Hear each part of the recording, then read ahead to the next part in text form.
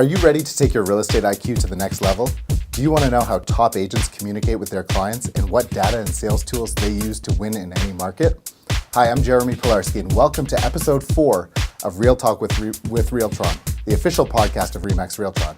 I have 15 years experience selling real estate in and around Toronto and working with realtors to grow their businesses. But what I love doing is talking shop with realtors who are passionate and professional. Whether it's a way to get a client to see what's best for them or how to coax a buyer rep into bringing you an offer on your listing, there are secrets out there that will change your business. In this podcast, we'll bring you those ideas along with key market information that every realtor in the GTA needs to know. Today, I'm excited to bring you the passion and excitement of two young realtors who are starting out in the business.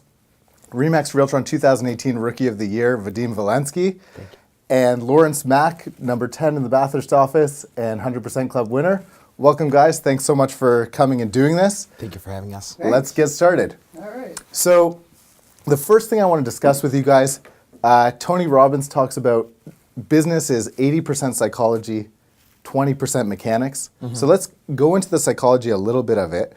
And let's talk about, first of all, the thing I want to talk about, you both have lots of energy. And I know Vadim is a killer with his morning routine. Yeah. Talk to us for a minute. How do you get your energy? What gets you excited? And what gets you up really early in the morning to get your day started? So let me just, when you wake up in the morning, the day starts with the night before. You have to plan out your day in such a way that when you wake up in the morning, you're already ready and you're good to go. Right. The way I see it is it has to be done. You do the hardest thing in the morning right away. To me, it's waking up at 5 a.m. and going right away to the gym. Once you're done the gym, everything else seems to be way much easier. And why 5 in the morning? A lot of realtors say, you know what, I don't have to go to work on time. Let me start it a little bit later. Why does 5 a.m. matter to you? So the secret, and there's a lot of very famous people that they say, the reason why you have to wake up as early as possible is you want to wake up before the sun rises. By doing so, you have extra hours that a lot of agents, they just wake up at 8 a.m., they drive to the office, it's now 9, they have coffee at 10. With me, waking up at 5, going to the gym at 5:30, finishing at 7:30 breakfast, at 8 o'clock I'm already ready to be on the phone. Wow. So while everyone else is still just getting to the groove, I'm already on the phone, ready to make the next phone call. And that's what you feel is your edge on your edge. morning routine. And, Yes. and that energy carries you throughout the day? Yes. So by working out, you're getting that adrenaline, you're getting pumped completely. Everything else afterwards seems to be extremely easy. Okay. I'm inspired. We were in Vegas together, we saw Hal Elrod, who talked about his morning routine. Yeah. It's the SAVERS method, and there's an acronym for each one. Right. And it sounds like you're following just about Yes. what he's saying you're doing. So Hal Elrod's a great one to look at. Lawrence, I know you don't have the same crazy morning discipline, nor do I. But you and I deal with a different challenge. Yes. So we wake up with kids. Yes. So you wake up with kids, and you got to get right back into that business mode. Yeah. Right after. So you take your Yeah, I basically take my son to work? To school. To school, yeah. So like when we wake up, I'm there for the morning routine, pack his lunch, walk him to school, that kind of thing. Right. By the time I'm ready, it's basically 9 o'clock, and that's when I start my day, not Right. at 5:30 in the morning. It's a lot of respect for someone who can do that. Yeah. I tried it, So- I and can't then- do it. Yeah. This is the great thing. Everyone does their own thing, but in the end, I've never seen you looking tired. I've never seen you not excited about what you're doing. I'm sure you'll say you have been, but you get past that well. Yes. And that's important. I get past So what do you do to stay high energy? What do you do to have the energy to influence your clients and the people around you? I mean, for me, at the end of the day, it's just looking at life for like a long-term point of view kind of thing, right? I mean, maybe it's just a job or career, but like nothing really gets me down that much because at the end of the day, it's just life, right? So you just keep pushing forward and just always trying to be optimistic. I mean, I think a lot of people say that, but I was trying to smile. Really no point in thinking about negative things. Yeah. Yeah. And is there one thought, I guess your thought, you said that to keep, sorry, what did you say? You said just keep a long-term view on Yeah, things. long-term view of things, right? I mean, 10 years from now, most of the things that happen today in terms of problems aren't really going to Yeah. be a problem. And I'm going to remember what they were, whether someone's like yelling at me or I forgot something or, you know, those are very, very small beans in the overall scheme of things. Right. So intense discipline and everything matters. Yeah. and just relax. Nothing Just matters. relax. Nothing And matters. and We'll be dead in 100 years. both philosophies work. I think the key is you're sticking with your philosophy and you're being true to who you are. Yeah. Another thing that I know is very important for both of you is communicating with other agents and successful agents and being around people in the business. So, Lawrence, you started a Facebook group, Yep. Real Estate Rookies. I know you mastermind a lot. You work with a lot of groups. Vadim, I know you do similar stuff. Why is that important to you to be connecting with real estate agents on a regular basis? For me, it's just I just like to connect to people. I mean, I like networking. I really like teaching, and I like learning from people. And I do find that when I teach people things, it crystallizes that knowledge in my head. And so I really like to associate with people who are maybe a level above me or at the same level, so that I can learn from them. And similarly, when I started up the Facebook group, Facebook Rookies, Real Estate Rookies, or the Commercial Real Estate Group, it's just because it's a group that I want to be in. Because I've been in other groups and there's a lot of negativity and that kind of stuff, so I really try to filter that out of my groups. And at the same time, I've met so many people in real life. First I met them online and then real life, and it's just really great to meet those people and networking. Yeah. In my own life, I've been an entrepreneur my whole life. I never really had a job. And so I find that this industry is really, really good for that because I can really associate with people that I want to hang around with. And I think that's really fun. Yeah, I think it's important to choose who you spend time with. I know, Absolutely. Vadim, you take a lot of top agents for lunch. That's a big thing for you. And spending time. Why is that important to you to take top agents for lunch? So as you mentioned, I have only been in business for about a year. But what I learned about real estate, I have done sales for the last 10 years. And I learned that to really become really good at what you do, surround yourself with already successful people. So instead of trying to surround yourself with everyone, you're focusing on those who already succeeded. Real estate is a very simple business. As long as you follow specific rules. Sorry, I don't know why that's happening. As long as you follow specific rules and you focus on what everyone else, the top producers are already doing, and you just basically do R&D, reap and duplicate. R&D, rip and duplicate. I'm writing that down. Rip and duplicate. I'd like to also add to that, in terms of, in general, when I network and I talk to agents, what I really, really like doing is talking to agents about marketing ideas, other ways of getting business, that kind of thing. Sometimes when I talk with a lot of agents, they get lost in the weeds and talk about like a deal that they're doing and how like this client, blah, blah, blah, whatever. I personally don't find that very interesting. Like I don't really learn much. It's mostly them just complaining. What I really like to associate with, the agents I like to associate with are the ones who just talk about things like sales or different systems that they're using or ideas that work. And usually within about 5 minutes, I can tell if the agent is pretty good at what they do or if they're sort of lost in the weeds. Yeah, I think that's a good point. You got to stick with systems and don't get caught up in one deal.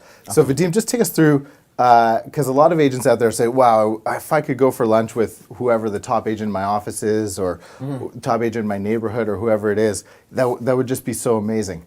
What's your experience? Tell us about the first time you called an agent. What was the reaction? You know, give us a positive story. What's your experience? I will tell you. If you check with Marius from our office, from Realtron, I have been following up with him constantly, a week after a week after a week. And he's like, Vadim, I'm just busy with this deal. There is another thing. And every week there is something else. Yeah. And I keep telling Marius, I will not give up on you. I'm meeting with you for lunch and we will sit down and we will go just kind of try to learn from each other. Right. I specialize in social media. He does the old school, which does very well for him.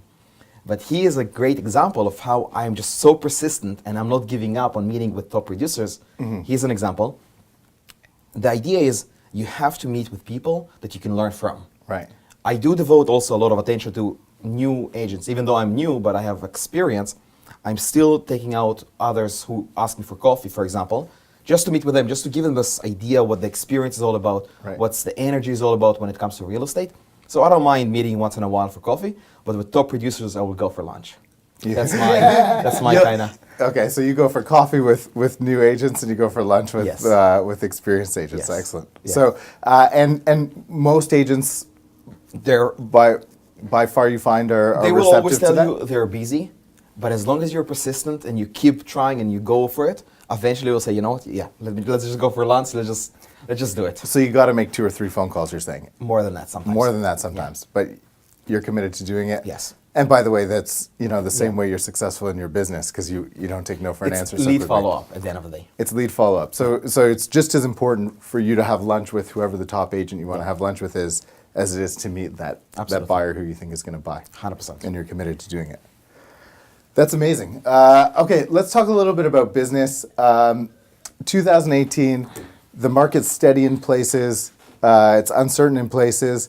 We talked about the energy you need to have to be ready to work with people. Where is your business coming from? Let's start with Lawrence.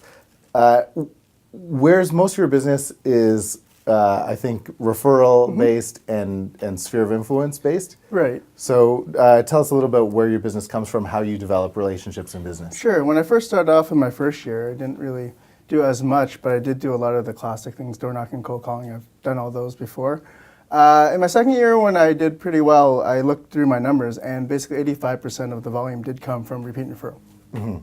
So it just sort of changed my mindset for the following year, whereas basically that's really the main thing I'm going to concentrate on. I mean, I can still do cold calling or door knocking or that kind of thing, but the majority of the concentration really is to let my sphere know, to let the people that know, like, and trust me, that I am in business and I'm serious and I'm very good at what I do. Right. And because of that, I've gotten a lot more leads, a lot more people who ask questions, because like I tell a lot of people who are starting out, right? When you just start out, people see you as what you were before, whether you're an entrepreneur, a housewife, you're a programmer, whatever it is you were, a student.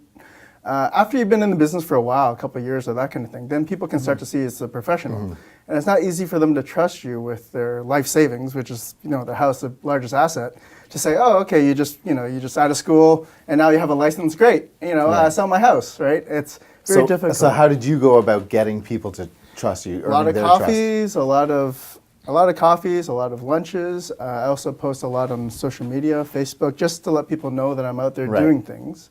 I also do mailers, email, have a newsletter, that kind of thing. And so all those things are just different touch points, just so that people know. And it's not like people, know I'm in real estate, but as you can start to show more social proof that you're actually doing something, right? I think it's really helpful. Yeah, I think you've both done pretty well getting reviews on your on your websites or on Google and as well. Yeah, I think both of you are big on social, and I think that's to bolster your personal relationships more than bolster outside business. So you're not spending any money really on advertising? Would you say that's true?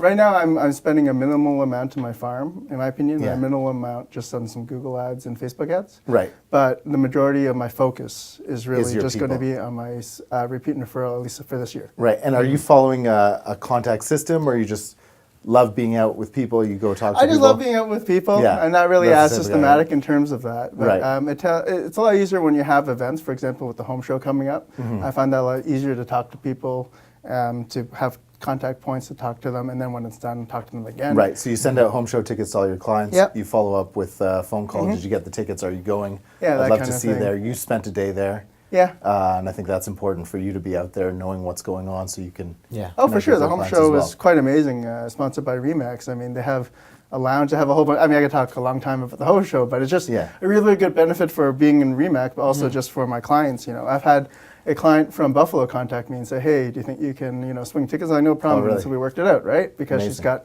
a client that just wants to take a look at the home show and will drive up to Toronto. I'm like, yeah, no problem. And, it's just part of the Remax network. Yeah, that's good. You're big on home show tickets as well. You send to your clients. I think you're going today. I'm going today. Actually, to the home show. So that's good. Tell me a little bit. You do a lot of cold calling and door knocking in addition to your sphere of influence. Yes. But the point I want to stress here is you're not really spending much money on your farm. I think you're starting to advance on that, but just for the newer real estate agents that might be listening on here, you've made some mistakes spending some money early. Yes. I want to talk about that. You're spending money. It's really tough to make an impact in the business. So talk about where you spent money and what happened there. So the biggest mistake that I thought was, I really wanted to focus on younger crowd. So I told myself, okay, if I can target them where they live in condos and condo apartments, if I can get my marketing out there, I can get a lot of potential deals. So I spent about $19,000. And that's just like my first deal. I got the commission check and I said, okay, perfect. I have now enough money to go spend on marketing. Right. So I published a marketing ad and I sent it out through 7 different buildings at North Park area, in my area. And I realized it's not even one call. And I kept changing the ad, trying to twist it around, trying to figure out what's the reason. And I just realized that those people that are living in a condo, they don't have the need. They don't have the need right now to move to a townhouse or to a semi. So that money that I spent, $19,000, in a way, it's a good lesson to learn. That this is something an experience. And then since I spent all my money right away in my first year, right away I said to myself, okay, going forward, it's going to be 3 hours a day of cold calling, then 2 hours a day after I finish my cold calling, door knocking, and also meeting for lunch one of my wedding list. So the way I I think I was lucky this way is that we had over 200 guests to our wedding. So what I spent doing is really focusing on those who attended the wedding. And instead of trying to generate new business, I said to myself, okay, we had over 100 couples. Let me focus on those couples because they know me, they trust me, they like me. This is where the business can come potentially. Right. And I was lucky this way to get business and to get me going at the beginning. Right. So I just want to stress, farming is great, implementing that. The reality is it takes a year or two to generate some business. And if you're just starting out in the business, spending all that money up front really bleeds you of your ability to do some other things. An old agent, I don't know if you guys know Warren Cooper, who was a Remax Realtron agent from I think the early 80s, mid 80s, when we started. He said you got to make $100,000 in a neighborhood before you start investing money into it. And that was, I think he said that to me in around 2003, 2004, when that was probably the equivalent of maybe 250, 300 now in terms of real estate commissions. So really, you got to get out there, you got to do a lot of business. Once your name's in an area, then you can start pounding it with flyers, but then you still have to take a year, 2 years to really get something going.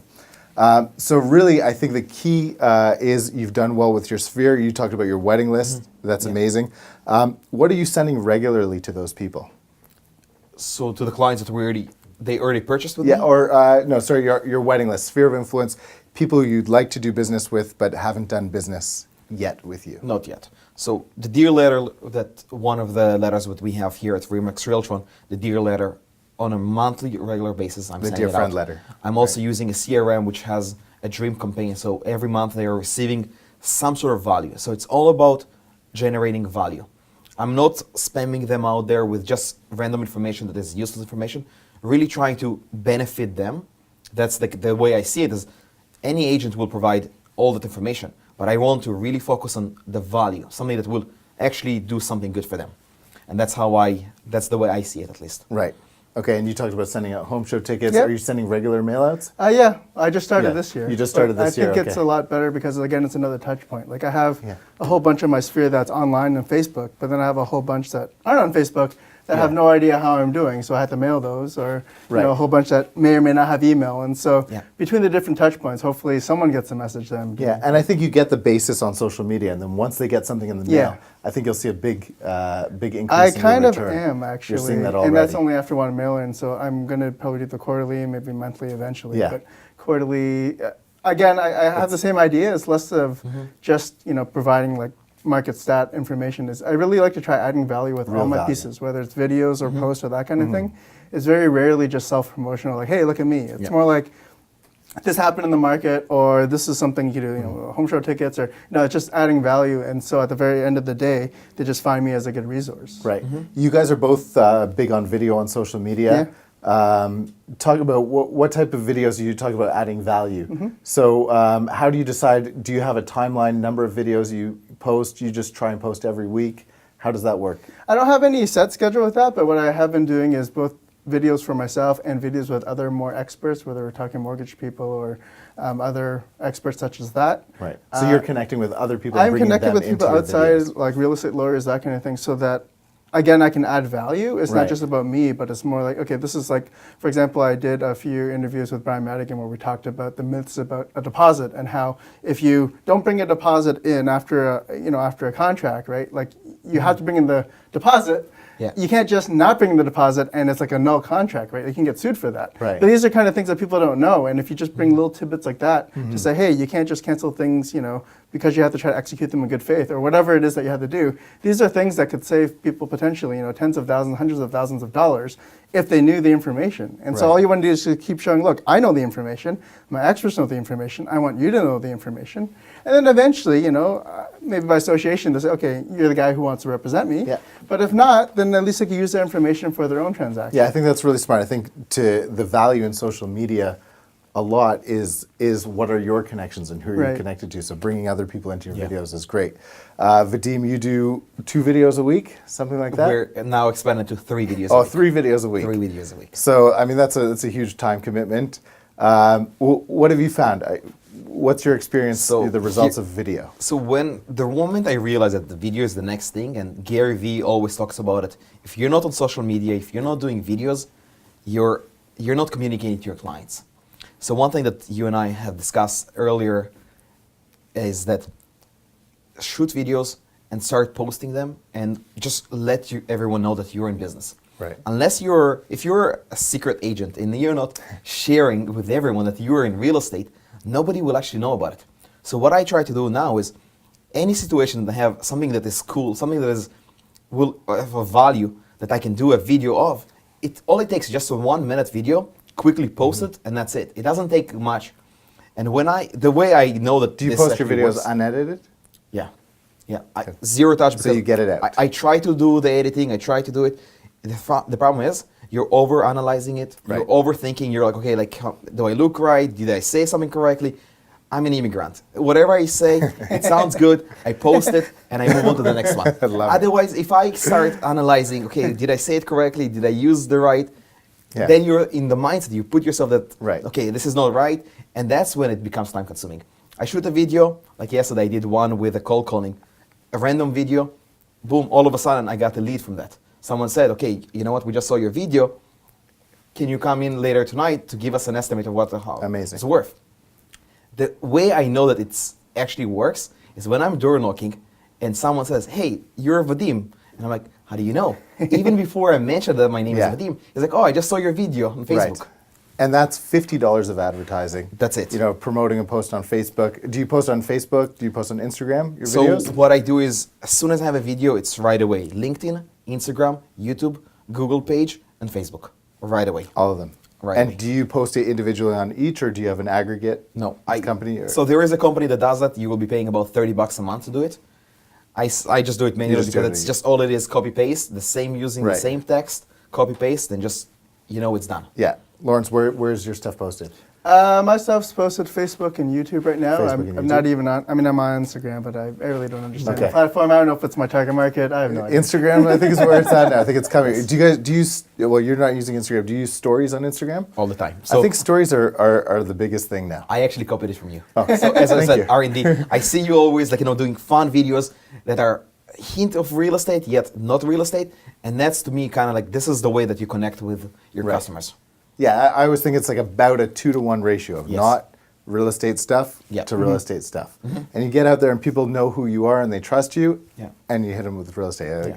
Gary Vee, you talk about Gary Vaynerchuk, jab, jab, punch, Yeah. that type of thing. So actually, I want to also talk about that. Who are the people, Lawrence, who do you love to follow that you feel gives you a lot of not only inspiration, but really good stuff on social media? Who are you following? On social and media, I listening to? don't Who know. are the- All the stuff that I listen to are all old school. Hey, listen, old school stuff. sales, Okay, old school amazing. marketing, that kind of thing. What's Old school what's your stuff like best one? Tony Robbins, You're Tony like Robbins Dan guy? Kennedy, Okay.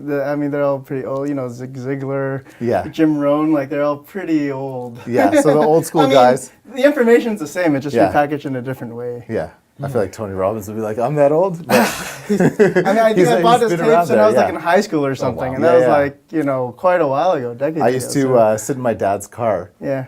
and we drove to New York or something when I was like 11 or 12. And we listened to Tony Robbins tapes the whole way. Wow. So I get that, and that got in my head. Yeah. And I've been a Tony Robbins guy Yeah, my he's whole great. life. I've traveled the world to see him. But who are you following now? Who do you think is really Gary great Vee influencer? definitely, and Cardone. Grant I follow- Cardone. Yeah, the 10x to me, that's what kind of you have this goal on your wall at your Right. office, and you know that this is what you need to achieve, Yeah. and you have this vision, and you're not. This is where I'm going to go, and it has to be 10x. Yeah, actually Grant Cardone. I've just been talking about a lot. I've watched a little bit of his Yeah. clips. Yeah, I'm getting into Grant Cardone. He's pretty good too. I'm gonna take Zig Ziglar for sales. I mean, I listen to them, I watch them a little bit, but I mean, I don't have their level of go kind of thing because they're pretty intense. They're pretty intense, but They're pretty intense, which I think matches your personality perfectly. But I think the personality comes from that. So if you're asking me, how do I have so much energy? When I'm there at the gym, working out and doing a treadmill for half an hour, and I'm watching either Gary Vee or Cardone, you get so pumped that you're like, once you're ready on the phone, you're like you just go. Yeah, great. Well, that's so amazing. I think we covered a lot. That was a lot of fun. I'm sure we're going to finish and I'm going to say, oh, we should have talked about so many things, but time is a limiting factor. Yeah. So thanks so much for doing this, guys. I hope everyone listening enjoyed it. Just if you're listening, try and pull something from the last 25, 30 minutes of something you can do and add to your business, whether it's following someone or just posting a video, getting it out there, R&D, what is it? Rip and develop. Rip and develop. Lots of great stuff. Lawrence, your lighthearted connecting with people has been great. I think it's been lots of fun. So to everyone listening, catch us on Spotify, Google Play, Apple, whatever it's called, and YouTube. And we look forward to seeing you on the next one. Thanks so much, guys. excellent. Thank you. Thank you, Jeremy. Thank you.